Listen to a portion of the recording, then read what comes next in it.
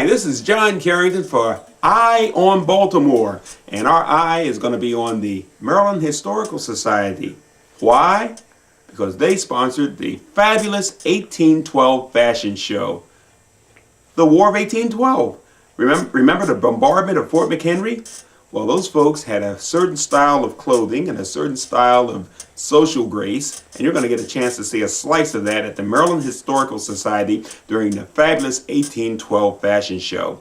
So don't touch that dial. Eye on Baltimore has some good information for you. You're going to have a great time. Don't change that channel. We'll be right back.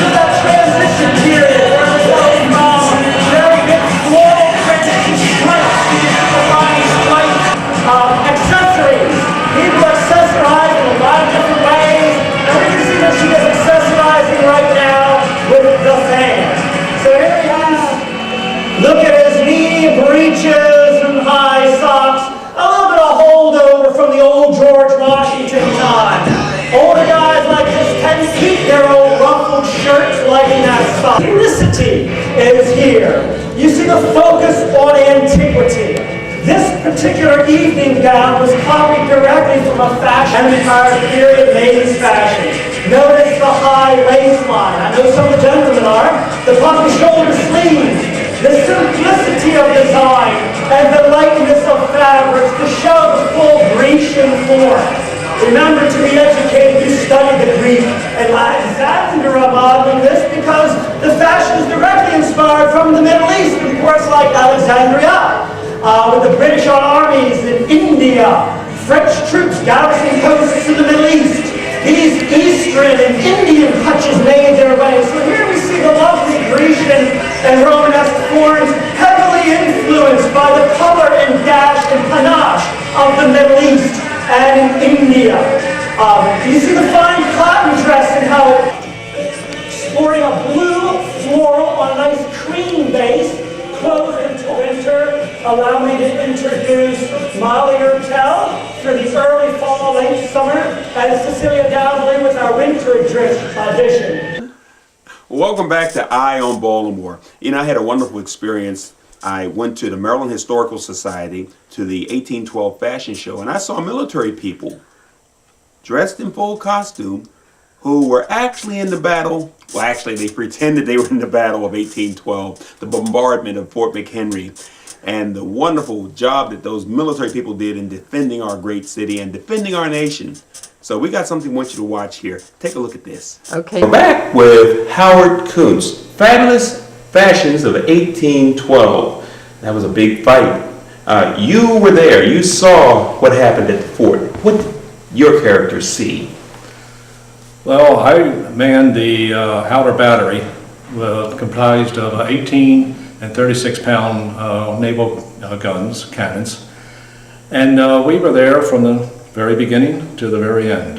Throughout the night, the rainstorm, the wind.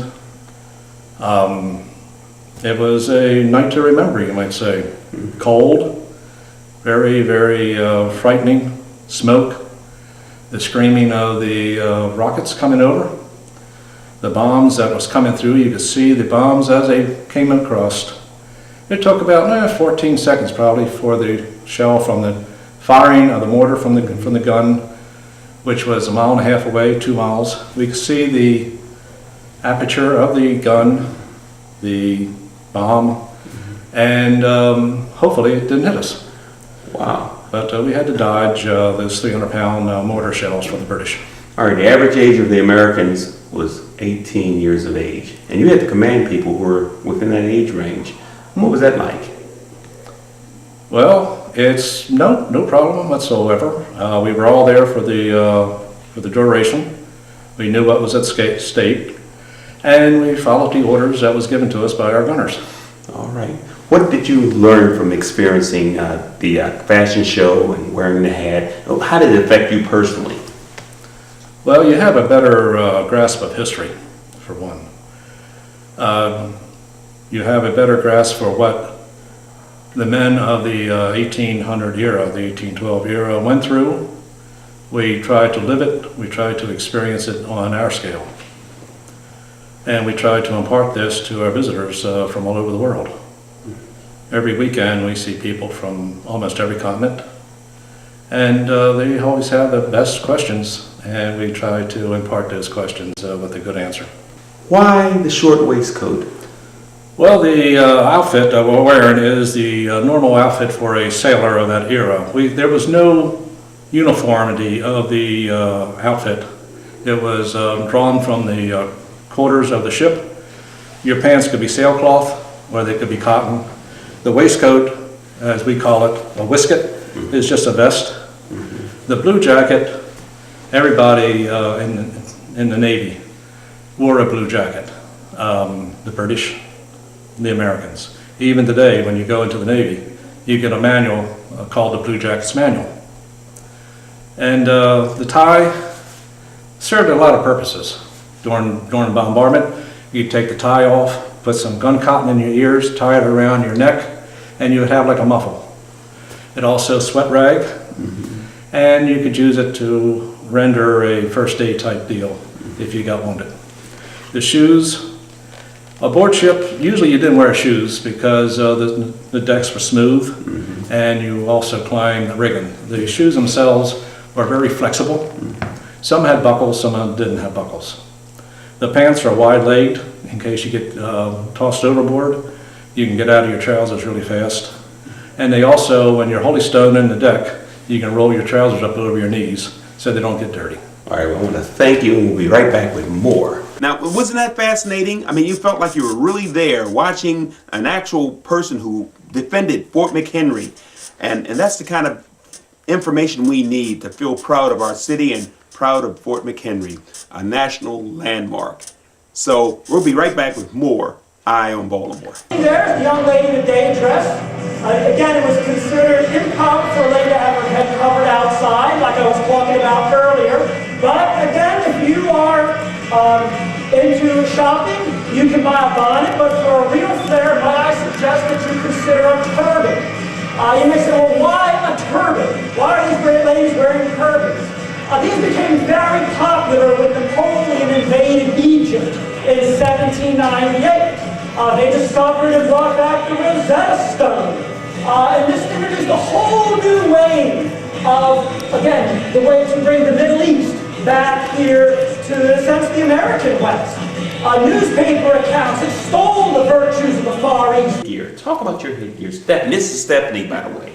I am wearing a turban, which was made famous by Dolly Madison. Dolly Madison wore many different kinds of turbans, different colors. This was influenced partially by Napoleon conquering Egypt. The turban I'm wearing right now is actually tied myself. Some of the other woman that was with me actually wore it where it was on a form, tied, and then she sewed it on to make it easier. So this is actually tied, and then it's the same thing like the shawl I'm wearing. It's the same kind of material. Well, it really matches up well with your dress. Talk about your material. What is that dress made of? This dress is made of cotton. Women's dresses would be made out of cotton if you were middle class, upper class. Lower, poorer women would have been wearing linen. Linen is cheaper to get to make dresses. All the dresses would be made by the women themselves. My pattern, since it is a large pattern and the dark color, means that I'm probably an upper middle class woman. If the print was bigger than your thumb, it meant that it cost more to make. Smaller print is cheaper to make. Underneath, I am wearing a cotton chemise, which is almost like a cotton nightgown, and then a heavy cotton canvas stay, which is similar to a corset. Hey, Stephanie, talk about your gloves. My gloves are kid leather. Usually when you see them, they're very small, and then once you wear them, they stretch out. Women also would have wore cotton gloves. These are a little bit more expensive to get. They also would have wore short gloves. You would always make sure that you show as little arm as possible. Because if you're out in the sun, you would get sun, and that would signify to somebody that you work outside. So you're poor, you're a lower class. If you were pale, because in 1812, pale was a signal of beauty, and it meant that you didn't have to be outside. That is amazing. Okay, so the whole style of the fashion show was a slice of 1812 life. Yes. So who would you be? If I were to appear in a time machine in 1812 and I saw you, what could I decide about your stature in society? I would probably be upper middle class. I might be on my way to a dinner party, which would be like early afternoon. I might have, during the day, been wearing a fancier bonnet, but decided to do the turban because I'm going to be going out in the city of Baltimore. For you, what is it that you want to talk about today? Mostly that regardless of what woman's status was in society, if with the British coming in 1814, all the citizens had something at stake if the British would have succeeded in taking Fort McHenry. There was 50,000 citizens that many of them were on their rooftops watching and hoping that the fort could withstand the British onslaught. That's also the reason why there were so many people up at Patterson Park.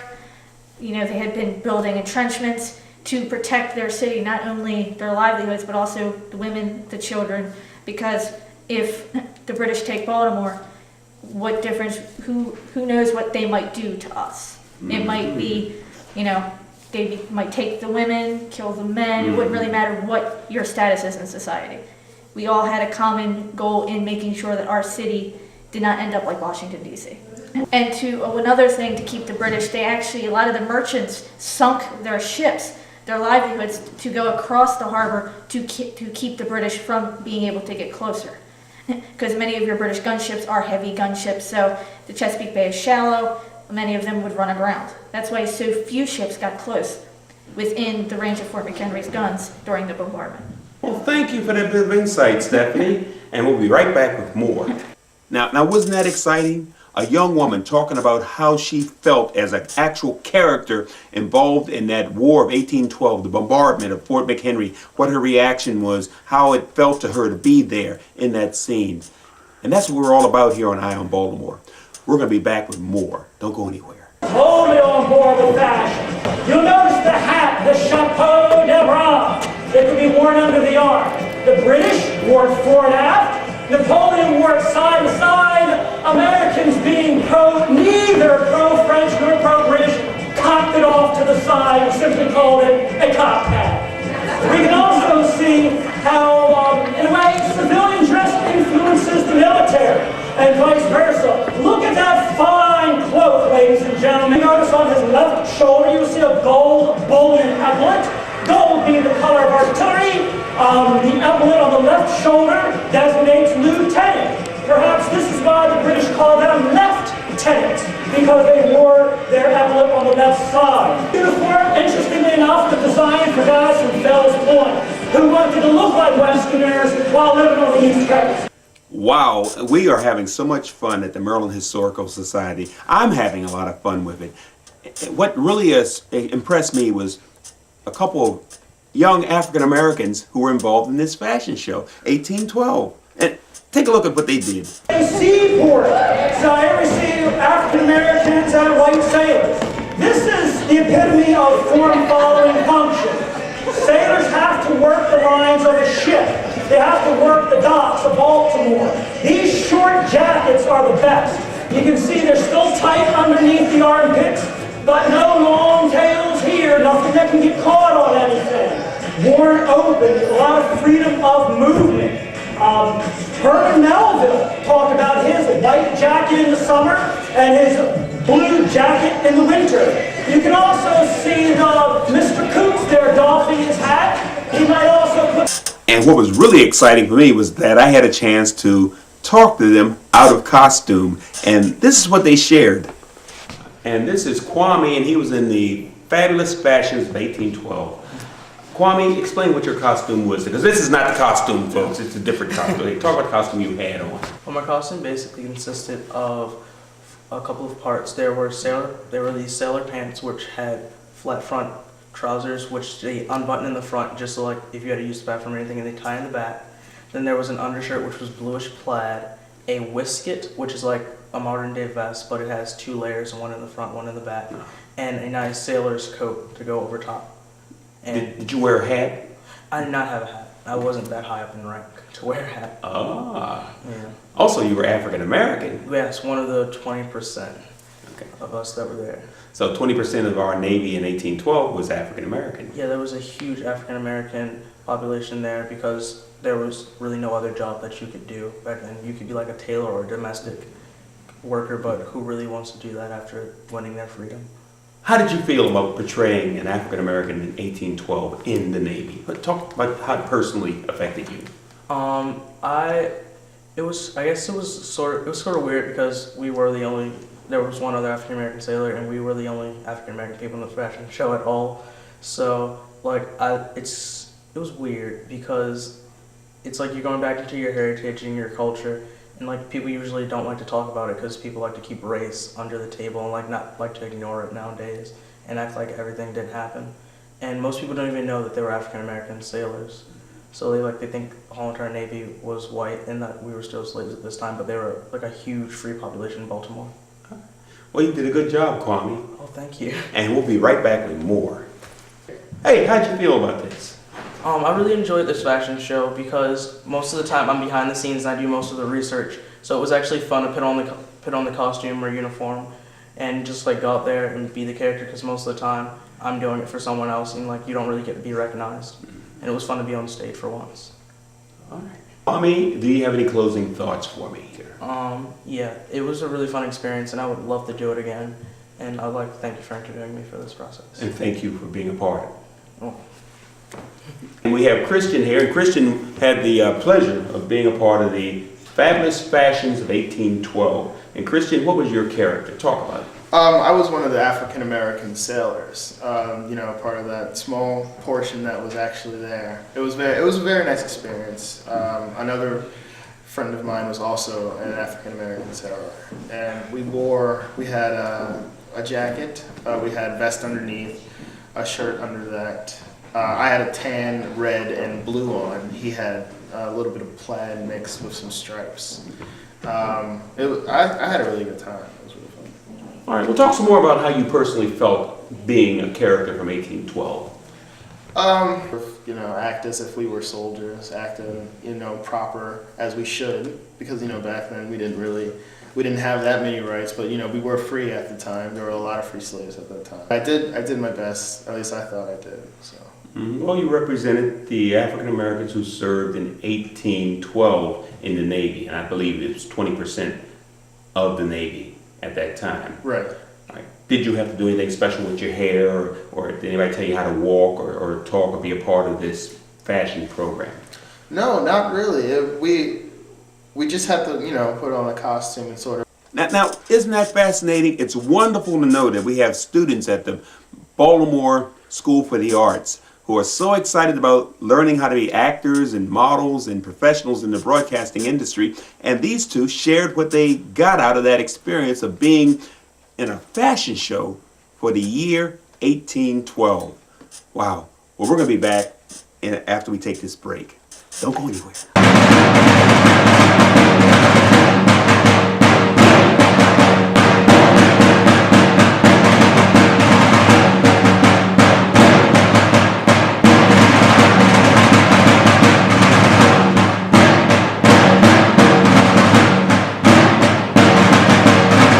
That drummer really was great. I mean, he was terrific. But that's the drumming that would have been done in the year 1812. And you know something? I had a chance to interview him. Here's what he said.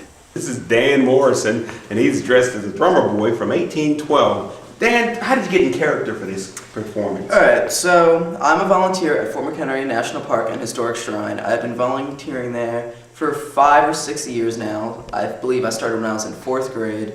And basically every weekend during the summer we have living history there, where I and some of the other volunteers there, and park rangers as well, go out and do performances and demonstrations about what a drummer during the War of 1812 would have done, daily responsibilities, things like that. All right, describe your costume. So I'm wearing a fatigue cap right now. Normally when you are outside, you will be wearing a shakeout, which is a tall black leather hat, but for when you're not doing labor, you would wear the fatigue cap, because during the early 19th century, you always wore a hat outside, or else it'd be like not wearing shoes today. You just do it. I'm wearing a wool coat dyed red to signify that I am a musician. During the War of 1812, the regular the regular army would have worn blue, all blue here, and as you can see, the yellow trim here signifies that I'm an artillery musician. Musicians didn't wear blue though, they wore red, so that officers could find them quickly on the battlefield. Because the real purpose of a musician isn't to play music, it's to signal other people to do things. So if we're in battle and the officer needs a signal sent, look for the musician in red because it stands out. All right, now how did you achieve the color red in 1812? Well, everything was dyed with natural ingredients, so I believe it was actually with ladybugs. I'm not sure if that's true, but I believe that's what it is. I know that's what they used for a lot of lipsticks and other cosmetic things. All right, and of course you're carrying a sword. So as Yes. a musician, there were times when you had to go into battle. The musicians did go into battle, however they were normally behind lines. The sword is more of a symbolic thing. It symbolizes the ability to give a command.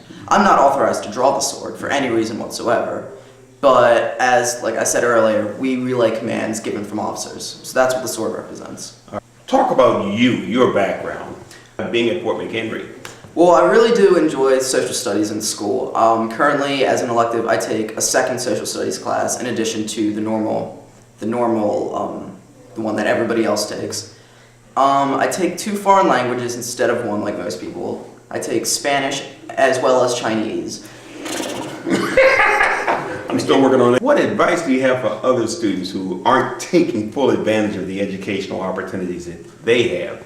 Well, a lot of people, they'll see what I do and they'll ask me why. They'll be like, history's so boring. But really, if you just give it a chance and you open your mind up to other aspects of life besides the normal things that everybody likes to do, sports, social media, etc., things like that, then you'll find that there are things that are enjoyable, especially in history. A lot of people think that it's not important because it already happened. It's the past. Why is that important? But, well, it's important so that you know what not to do in the future. Mm-hmm. And a lot of people don't see how that is going to be enjoyable to portray, things that have already happened.